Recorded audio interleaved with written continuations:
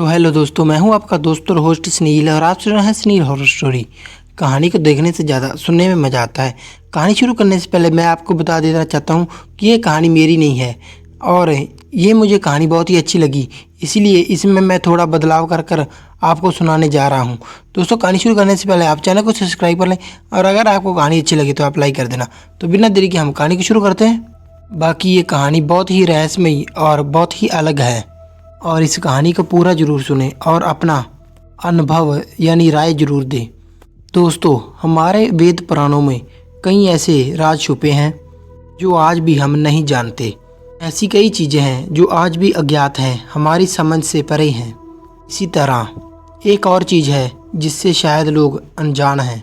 मुझे लगता है कि हमारे आसपास एक अंधेरी दुनिया है और उस दुनिया के कई छुपे राज हैं और हम जैसे लोगों के लिए उस अंधेरी दुनिया को उजागर करना यानी एक छोटा दिया लेकर अंधेरे में रास्ता तलाशने जैसा है। जब भी हमारे पूर्वज हमें अपने समय की कहानियाँ बताते हैं, कुछ भूत प्रेतों के बारे में या भूत प्रेतों के किस्से सुनाते हैं, तो हम उसे अक्सर बकवास ही मान लेते हैं। हम इस अंधेरी दुनिया की बातों को झूठ समझते हैं, उसका मजाक उड़ाते हैं। लेकिन कभी कभी हमें कुछ अचानक अजीब सा एहसास होता है कि ये सिर्फ कहानियाँ नहीं हैं, इनमें तो कुछ राज छुपे हुए हैं। जब हमें कोई डरावना एहसास होता है तो फिर हम सोचते हैं कि ये कैसे हो सकता है, लेकिन इसका हमारे पास तब कोई जवाब नहीं होता। वो तो बस एक रहस्य बनकर रह जाता है। पीछे रह जाते हैं तो सिर्फ सवाल और घटनाएं। ऐसी ही एक घटना मेरे दोस्त के साथ घटी है। इसे आप छलावा कहें या कल्पना कहें, लेकिन किसी के साथ ये घटना किसी के विनाश का कारण बन सकती है। ये इसका एक जीता जागता उदाहरण है। मैं आपको फिर आगे ही बताऊंगा कि मैंने ऐसा क्यों कहा है। जिसे हम भूत कहते हैं वो किसी इंसान के लिए वरदान हो सकता है, लेकिन हर चीज़ की एक कीमत होती है जो कभी न कभी हमें चुकानी पड़ती है। मेरा नाम नीरज है और आज मैं आपको मेरे दोस्त के साथ घटी एक घटना बताने जा रहा हूँ।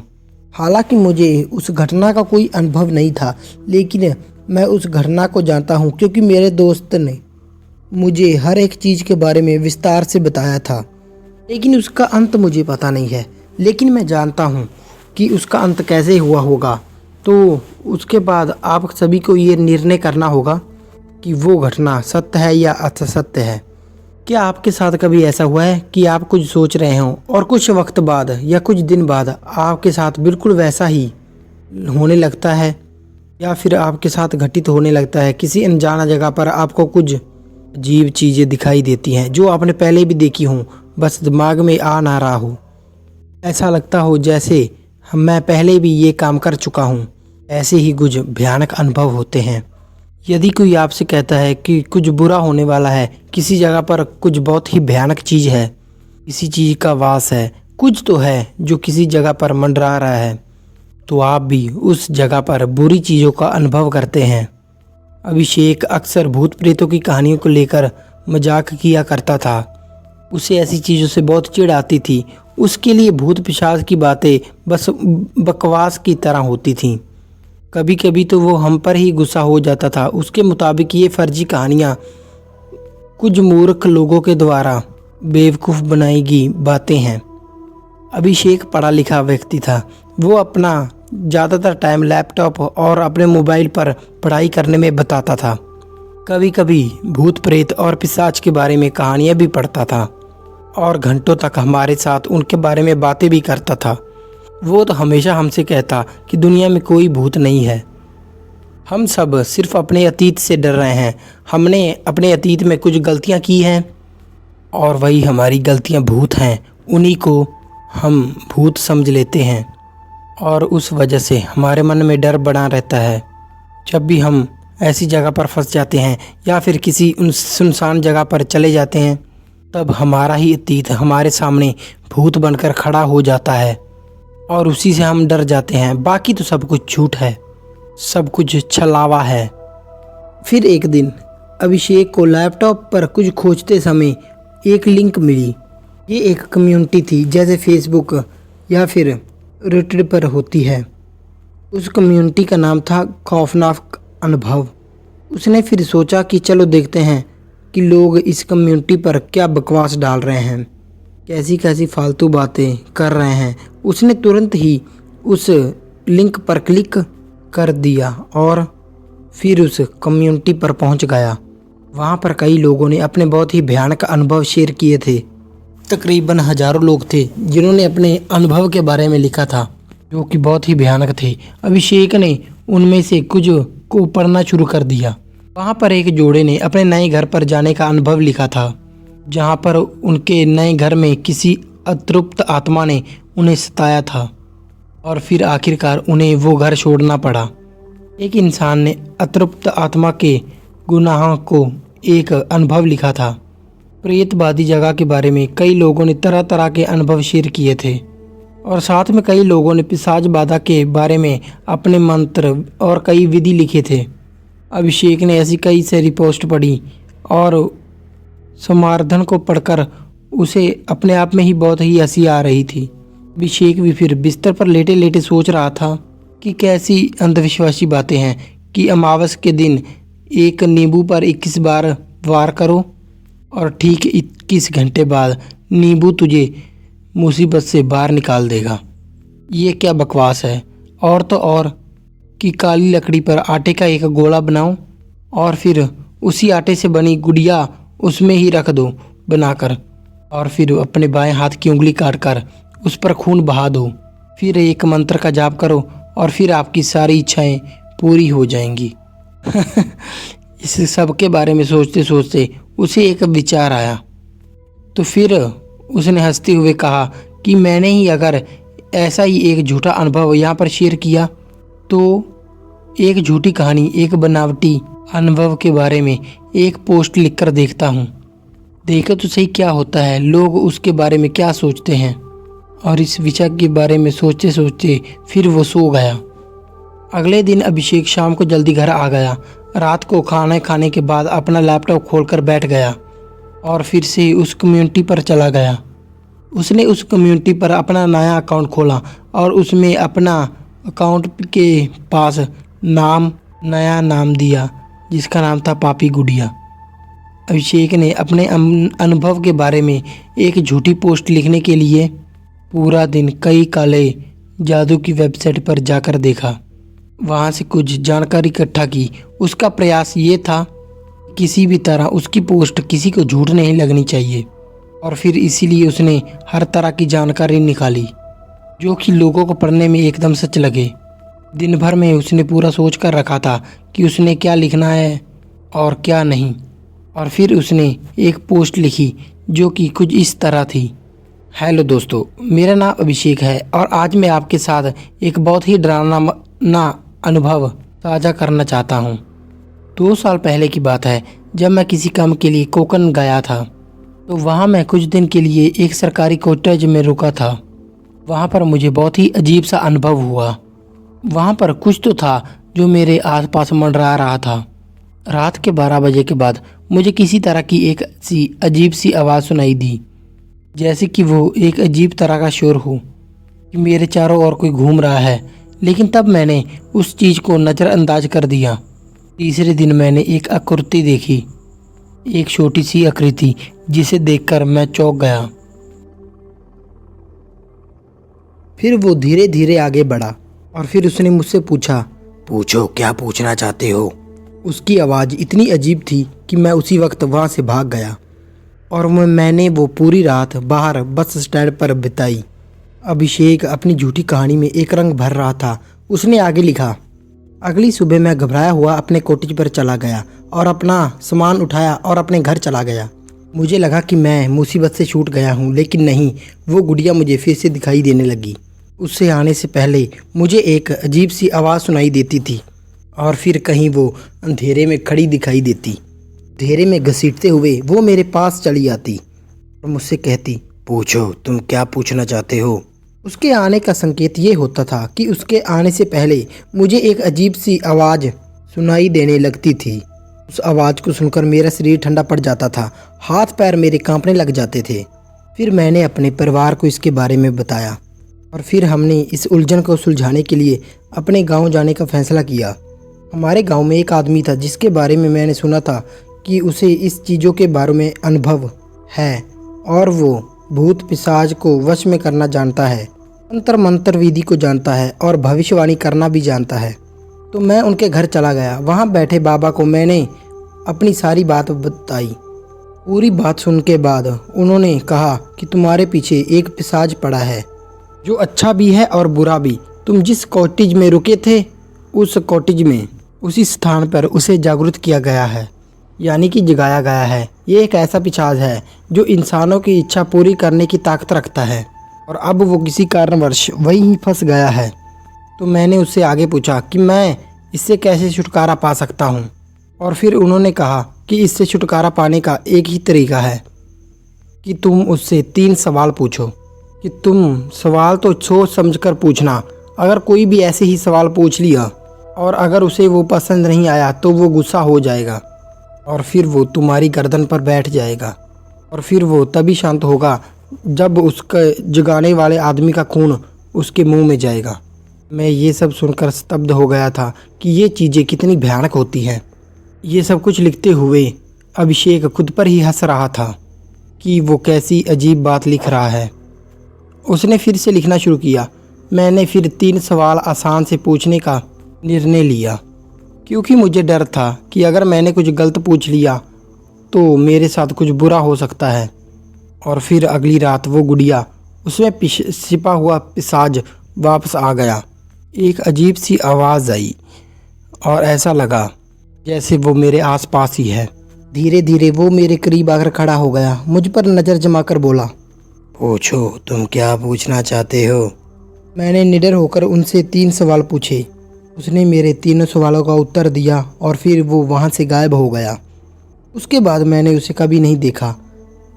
लेकिन दोस्तों, क्या आप जानते हैं कि मैंने उससे क्या पूछा था?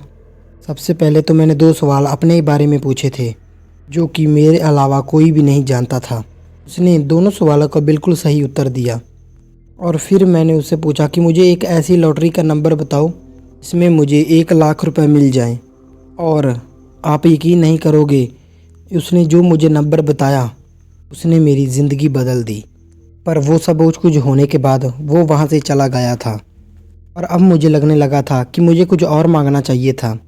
शायद मैं और ज़्यादा मांग लेता तो मैं और भी अमीर बन जाता। मैं फिर से उस बाबा से मिलने चला गया और उन्हें सारी हकीकत बता दी। मैंने उनसे पूछा कि मैंने उस पिशाच को फिर से बुलाना है, उस गुड़िया को ज़िंदा करना है। उसे बुलाने की विधि क्या है और उसके लिए मुझे क्या करना होगा। तब वो ज़ोर से हंस पड़े और मुझे बोले कि तुम मूर्ख हो। अच्छा हुआ कि वो लौट गया, वरना ज़्यादातर लोग तो उसे बुलाने के बाद उसके जाल में ही फंस जाते हैं या फिर मर जाते हैं। हर चीज़ की अपनी एक कीमत होती है।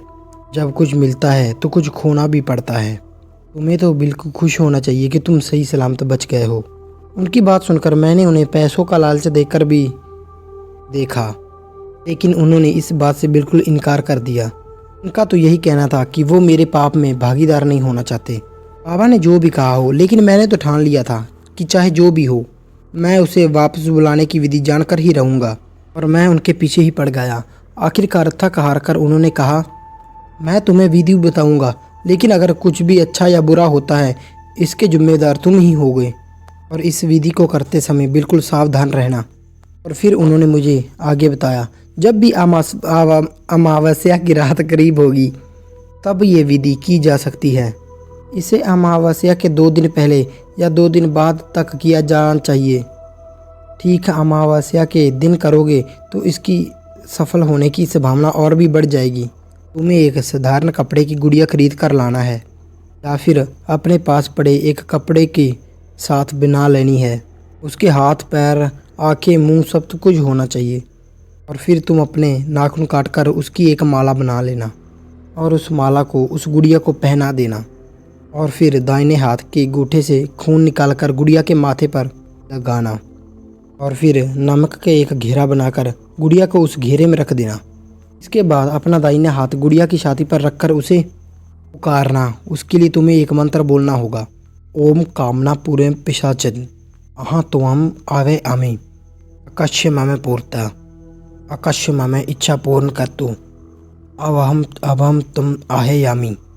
इस मंत्र को 3 बार जाप करना और अगर सब कुछ ठीक रहा तो तुम्हें अपने हाथ के नीचे तीसरे मंत्र के बाद गुड़िया में हलचल होगी। तुम्हें ऐसा लगने लगेगा कि उसमें जान आ गई है और एक अजीब सी आवाज़ भी सुनाई देगी। इसका मतलब है कि पिशाच तुम तक पहुंच चुका है। और एक बात का ध्यान रखना होगा कि तुम उस गुड़िया से या उस पिशाच से जो भी 3 सवाल पूछोगे उन्हें तुम्हें पहले ही लिख कर रखना होगा। तीनों प्रश्नों के उत्तर मिलने तक गुड़िया उस घेरे के अंदर रहनी चाहिए। और अगर किसी कारण से विधि ठीक नहीं हुई तो इसमें तुझे कुछ भी महसूस नहीं होगा और गुड़िया में भी कोई हलचल नहीं होगी और फिर तुम गुड़िया को फेंक सकते हो। लेकिन अगर गुड़िया जाग गई और डर के मारे तुमने उसे कोई सवाल नहीं पूछा और वो तुम्हें हर रात दिखाई देगी फिर और तुमसे सवाल पूछेगी कि पूछो तुम क्या पूछना चाहते हो। और ये भी हो सकता है कि अगर उसे गुस्सा आ गया तो वो तुम्हें मार भी दे। पर अगर तुम सवाल उससे करते हो और फिर भी अगर तुम्हें वो दिखाई दे रही है तो समझ जाओ तुम बहुत ही बड़े संकट में हो। उस समय इस दूसरे मंत्र को 3 बार बोलना, वो वहाँ से चली जाएगी। सोमिनम प्रंतरम औतम करकुर्त्य तापूना सोमिनम समिनम इच्छतु। इस मंत्र का 3 बार जाप करने का मतलब है कि पिशाच अपने मूल स्वामी यानी अपनी मालिक जिससे उसने जन्म दिया है उसके पास वो लौट जाएगा। ये सब लिखने के बाद अभिषेक ने अपनी पब्लिक पोस्ट की। उसे ये सब सोचकर हंसी आ रही थी कि उसने कितनी अच्छी पोस्ट लिखी है, कुछ ऐसा जिसे कोई झुटला ही नहीं सकता। उस वक्त रात के तकरीबन 12 बज रहे थे और वो रात अमावस्या की रात थी। अभिषेक भी अपनी कहानी को सोचकर मुस्कुराते हुए सो गया। अगले दिन फिर जब वो काम से घर आया तो उसने रात का खाना खाया और अपना फिर से लैपटॉप खोलकर बैठ गया। वो ये देखना चाहता था कि लोगों ने उसकी पोस्ट पर क्या क्या और कैसे कैसे कमेंट कर दिए हैं। उसके पोस्ट पर कई लोगों ने कमेंट किए, कई लोगों ने उसके अनुभव पर लाइक और शेयर किए। लोगों को उनका अनुभव बिल्कुल सच लग रहा था। एक ने लिखा था कितना खौफनाक अनुभव है। एक दूसरे कमेंट में एक सवाल पूछा गया था कि आप उस विधि के लिए उस बाबा को पैसे देने के लिए तैयार थे तो आपने इसे यहाँ पर फ्री में क्यों पोस्ट किया है। उस कमेंट को पढ़कर अभिषेक हंस पड़ा। मैं देखना चाहता हूँ कि कौन कौन इस विधि को करने की हिम्मत रखता है। तो वहीं पर एक ने लिखा था कि ये क्या बकवास कहानी है। इस कमेंट को पढ़कर अभिषेक खूब हंसा। वहाँ पर वो लिखना चाहता था तुम सही हो, लेकिन उसने ऐसा नहीं किया क्योंकि वो आने वाले दिनों में देखना चाहता था कि लोग उसकी पोस्ट पर और क्या क्या लिखते हैं। और फिर ऐसे ही कुछ दिन और बीत गए। दिन बे दिन उस पोस्ट पर लोग कमेंट कर रहे थे। अभिषेक रोज रात को जाकर उस कम्युनिटी में जाकर कमेंट को पढ़ता था। उनको पढ़कर उसे बहुत ही मज़ा आ रहा था और वो सोच रहा था कि लोग कितने बेवकूफ़ होते हैं, किसी भी बात को बिल्कुल सच मान लेते हैं। उसकी पोस्ट पर कई लोगों ने कमेंट की थी। ज़्यादातर लोगों को तो अनुभव सच लग रहा था अभिषेक का और इस बात से अभिषेक भी बहुत खुश था। उस दिन अमावस्या की रात के तकरीबन 11 बज रहे थे। अभिषेक हमेशा की तरह अपना लैपटॉप लेकर बैठा हुआ था। उसने फोरम का अपना लैपटॉप खोला और एक नई कमेंट को अपनी पोस्ट पर देखा। उस कमेंट ने उसका ध्यान खींच लिया। वो कमेंट एक लड़की ने लिखा हुआ था और उसमें उसने लिखा था कि आज अमावस्या है और आज मैं ये विधि करने जा रही हूँ। मैं पिछले 2 दिनों से इसकी तैयारी ही कर रही हूँ। गुड़िया और बाकी सभी सामान तैयार है। कल मैं आपको बिल्कुल विस्तार से बताऊंगी कि क्या हुआ है। आपकी पोस्ट के लिए धन्यवाद। उस कमेंट को पढ़कर अभिषेक एक बार फिर से खूब हंसा। रात के तब 11 बज चुके थे। फिर भी बिना कुछ लिखे उसने अपना लैपटॉप बंद किया और फिर वो सो गया। काफ़ी देर तक उसे नींद नहीं आई क्योंकि उसके मन में बार बार वही विचार आ रहा था कि क्या उस लड़की ने सचमुच ये विधि किया होगा और क्या सचमुच उस औरत ने ये सब आजमाया होगा और विधि किया होगा तो वहाँ पर क्या हुआ होगा। और ये सब सोचते सोचते उसके शरीर पर रोंगटे खड़े हो गए क्योंकि भले ही वो मजाक था पर वो बहुत ही डरावना था। और वही सोचते सोचते थोड़ी देर बाद अभिषेक की वहीं आँख लग गई। सुबह जब वो उठा तो काम पर जाने से पहले एक बार फिर उसने अपनी पोस्ट को चेक किया। अभी तक उस लड़की की कोई कमेंट नहीं आई थी। कुल मिलाकर अभिषेक भी उस लड़की की प्रतिक्रिया को पढ़ना चाहता था। उस रात भी ऑफिस में उसके बहुत ही काम था, तो काम करते करते कब उसे रात के 11 बज गए उसे पता ही नहीं चला। फिर अभिषेक देर रात पर घर आ गया। वो उस रात बहुत थक चुका था, इसीलिए उसने बाहर ही खाना खा लिया। घर आकर वो बिस्तर पर गिर पड़ा और वहीं पर ही सो गया।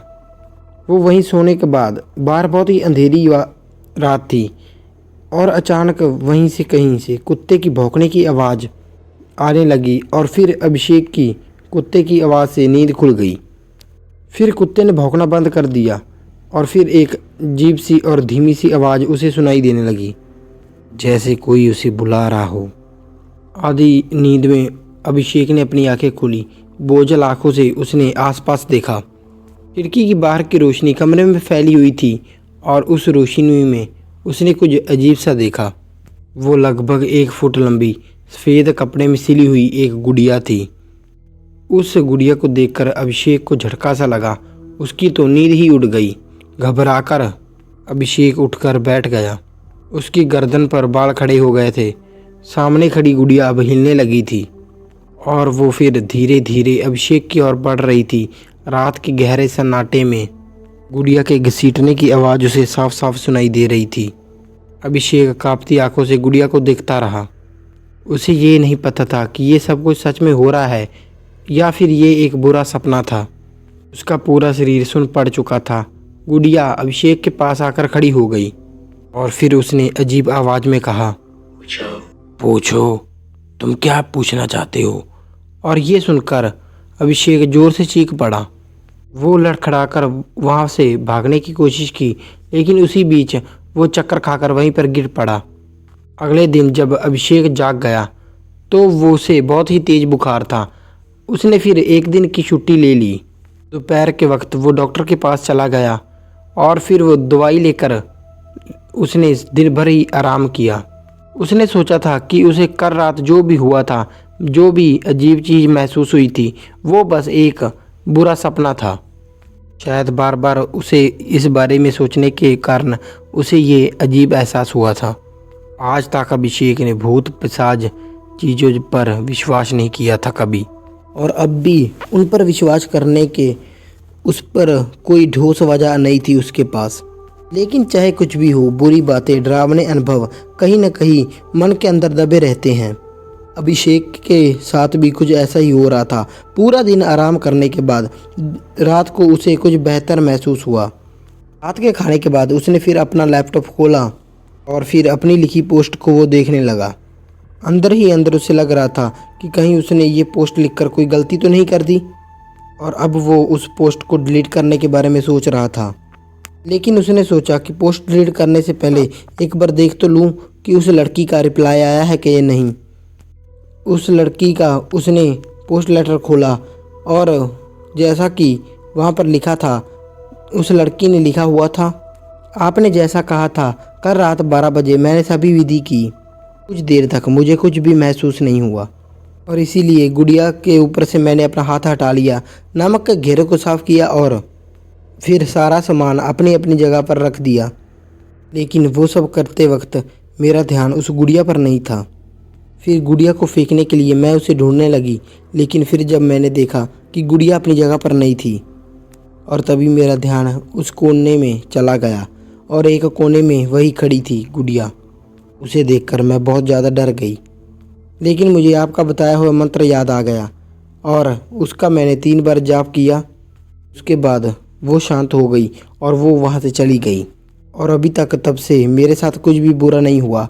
आपकी पोस्ट के लिए धन्यवाद। लड़की का कमेंट पढ़कर अभिषेक का दिल अब तेज़ी से धड़कने लगा था। उसकी उस पोस्ट पर और भी कई नए कमेंट आए थे, जिसमें कईयों ने लिखा था कि कल अमावस्या की रात थी और इसीलिए कई लोगों ने उस विधि को कर कर देखा था, और उसके बाद उन्होंने अपने अनुभव के बारे में लिखा था। एक ने तो यहाँ तक लिख दिया था कि बहुत बहुत धन्यवाद, मैंने आपके निर्देश अनुसार सभी विधि किए, प्रिया को जगाया भी, और फिर मैंने उसे 3 सवाल पूछे और फिर वो चली गई। आपने जो कुछ लिखा था वो सब सच था। और दूसरे एक ने लिखा था कि आई एम सॉरी, मेरे से विधि करते हुए कुछ गलती हो गई थी। मैंने विधि के दौरान गुड़िया को आवाज़ 2 बार पुकारा था और तभी मैंने अपने हाथ के नीचे गुड़िया की हरकत महसूस की। मैं बहुत ज़्यादा डर गया और तीसरी बार बिना बुलाए ही मैंने अपना हाथ हटा दिया और तब मैंने देखा कि गुड़िया वहाँ से गायब हो गई थी। और अब मुझे कृपया आप बताइए कि आगे क्या करना चाहिए। मैंने 3 बार उसे जाने के लिए मंत्र बोला है, लेकिन मुझे अब भी डर लग रहा है। अभिषेक आगे बिना पढ़े लैपटॉप बंद कर दिया। वो सिर पकड़कर बैठ गया। उसे कुछ समझ ही नहीं आ रहा था कि ऐसे कैसे हो सकता है। उसके दिमाग ने काम करना ही बंद कर दिया था। जो भी वो पढ़ रहा था, क्या वो सच है या सब कुछ झूठ है? ठीक उस कहानी की तरह जो कुछ मैंने मजाक में लिखा था, उसका लोगों को वास्तव में अनुभव कैसे हो सकता है? उसका दिमाग चकराने लगा। उस वक्त अंधेरी रात थी। कमरा बहुत ही शांत था। घड़ी के टिक टिक के अलावा और कोई भी वहाँ पर आवाज़ नहीं आ रही थी। आधी रात के तकरीबन 12 बज चुके थे। अभिषेक अभी तक अपने पैरों में अपना घुटना दबाए हुए बैठा हुआ था और तभी अचानक उसे वो आवाज़ सुनाई दी। 1 बार, 2 बार और फिर बहुत सारी। और फिर अभिषेक ने अपना सिर उठाया। उसकी धड़कनें तेज हो गई, हाथ पांव थरथराने लगे। वहाँ पर 1 नहीं, 2 नहीं, बल्कि बहुत सारी छोटी छोटी गुड़िया खड़ी थी और वो ज़ोर ज़ोर से हंस रही थी। उसकी आंखें बड़ी बड़ी हो गई, चेहरा थरथराने लगा और वो कांपने लगा और फिर चेहरा उसका थरथराने लगा और फिर एक एक कर वो सारी गुड़िया धीरे धीरे उसके आगे बढ़ रही थी। अभिषेक ये सब देखकर जम गया था। धीरे धीरे सभी गुड़िया अभिषेक के पास इकट्ठा हो गईं और फिर एक आवाज़ में बोली, पूछो तुम क्या पूछना चाहते हो। बहुत देर तक वो पतली सी आवाज़ और अजीब सी कमरे में घूमती रही। अभिषेक वहीं पर गिर पड़ा। उसे शायद चक्कर आ गया था और फिर उसे अपनी गर्दन पर एक हल्का सा स्पर्श महसूस हुआ। दोस्तों, आपको क्या लगता है कि उसका क्या तर्क होगा? पर मैं आपको मेरा तर्क बताता हूँ। अगले दिन अभिषेक के कमरे में उसकी लाश मिली। मुझे ये पता था कि वो ऐसा कुछ कर रहा है, कि उसने जो भी पोस्ट लिखे थे उस पर जो भी कमेंट आए थे और फिर उसने ऑफिस में मुझे इन सब के बारे में बताया था। उसकी मौत के बाद मैंने उस पोस्ट को बहुत ढूंढा पर मुझे वो पोस्ट कहीं पर भी नहीं मिली। और जहाँ तक मेरा तर्क है कि अभिषेक ने उस गुड़िया से छुटकारा पाने के लिए एक मंत्र दिया था जिसका 3 बार जाप करना था और 3 बार मंत्र बोलने के बाद गुड़िया अपने मालिक के पास वापस चली जाती है। और मेरे हिसाब से अभिषेक खुद ही उस गुड़िया यानी कि उस सोच का मालिक था। वो ही उसका मालिक था। उसने खुद ही उसको उस यानी कि उस पिशाच को सोच समझकर जन्म दिया था। उसने ये तो बता दिया था कि मंत्र बोलने से उस पर जो भी हावी पिशाच है वो अपने मालिक के पास चला जाएगा, लेकिन उसने ये नहीं सोचा था कि जब वो पिशाच अपने मालिक से जन्म देने वाले स्वामी के पास वापस आएगा तब उस मालिक को, उस स्वामी को उससे कैसे छुटकारा मिलेगा। तो दोस्तों, ये रहा मेरा तर्क। बाकी आपको क्या लगता है? आप इसके बारे में क्या सोचते हो? अपनी राय ज़रूर कमेंट में लिख देना।